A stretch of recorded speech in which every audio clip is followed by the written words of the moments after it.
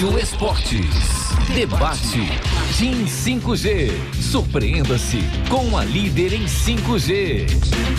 Com a líder em 5G, qual foi o levantamento que você fez aí, Edu? Não, é dos últimos, um recorte, né? Dos últimos 15 jogos do trio daqui de Belo Horizonte. Aí, Atlético, Cruzeiro, América. O América tendo Sul-Americano e Copa do Brasil. O Atlético Libertadores, Copa do Brasil. O Cruzeiro também entrando Copa do Brasil e todos no Campeonato Brasileiro. Os últimos 15 jogos do Atlético, 3 vitórias, 6 derrotas e 6 empates. São 15 pontos conquistados em 45 possíveis, 33% de aproveitamento. Lembrando, isso não é só brasileiro, tá, gente? São os últimos 15 jogos num geral. E tudo isso dentro de um período de 2 meses e meio do Atlético. Do Cruzeiro, 15 jogos, 3 vitórias, 5 derrotas e 7 empates.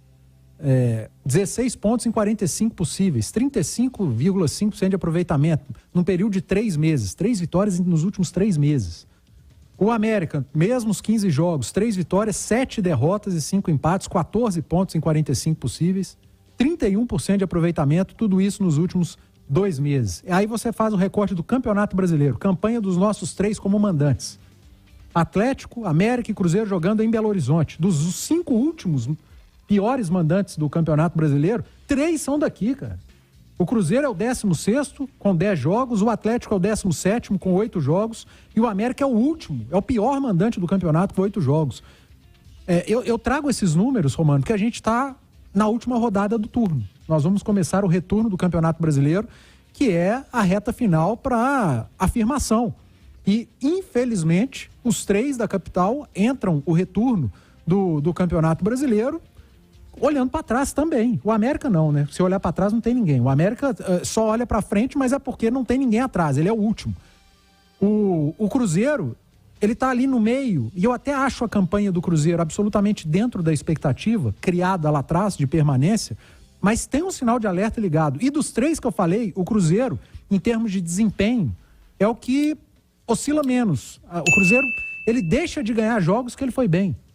E o Atlético preocupa, porque dos 3 é o que está mais abaixo de qualquer expectativa em termos de campanha na temporada de 2023. É claro que a do América é péssima, mas o América segue pelo menos numa competição sul-americana, está classificado, vai jogar fase quartas de final, está tendo premiação. O Atlético não, muita gente já está dizendo que acabou o ano do Atlético. Lá dentro isso não pode acontecer, né? Porque o planejamento de 2024 passa pelo posicionamento do Galo na tabela de classificação. Então fica esse sinal de alerta, cara. Por mais que a gente fale, jogou bem, mas empatou. Tá indo bem aqui, mas está tendo azar, está perdendo jogos. Você faz o recorte dos últimos 15 jogos, para ligar o sinal de alerta mesmo, porque esse aproveitamento, ele é muito ruim. E um detalhe, Alexandre, no Campeonato Mineiro, o Cruzeiro também teve dificuldades como mandante, né? Essa situação, você acha que uma explicação, ou pelo menos uma parte da explicação, pode ser o fato de que o Cruzeiro ficou sem casa? Uma hora jogava na Independência, chegou a jogar fora de Belo Horizonte, Sete Lagoas, Cariacica. Eu acho que até hoje não tem casa, né? Até porque o acordo com o Mineirão prevê que o Cruzeiro pode voltar a jogar no Independência, dependendo da partida, né? Isso, sem dúvida nenhuma, é muito ruim. Até porque, o Romano, isso foi provocado em alguns momentos pela ruindade dos gramados, né? Então o Cruzeiro fez um jogo na Arena do Jacaré com um gramado muito ruim, quando perdeu para o Cuiabá, tentou propor o jogo, não conseguiu, tomou aquele gol do Davidson.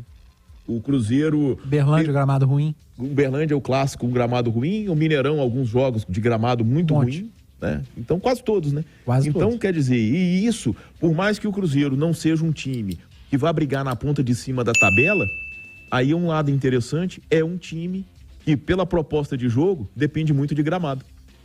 Sim, o time do Cruzeiro depende muito de gramado. Você pode pegar alguns times, né, que o gramado até, né, mas o time do Cruzeiro, por mais que não seja um time extremamente técnico, um time que vai brigar por título, por G4, mas é um time que depende de gramado pela proposta de jogo. Todo time quer jogar num bom gramado, mas aquele time que recupera a bola e faz joga uma bola longa pro ponta correr e o centroavante finalizar, o time de um jogo mais direto, de contra-ataque, o gramado ruim não vai ser tão prejudicial quanto vai ser para aquele time que troca 30 passes antes de chegar para uma finalização, que é o caso do Cruzeiro.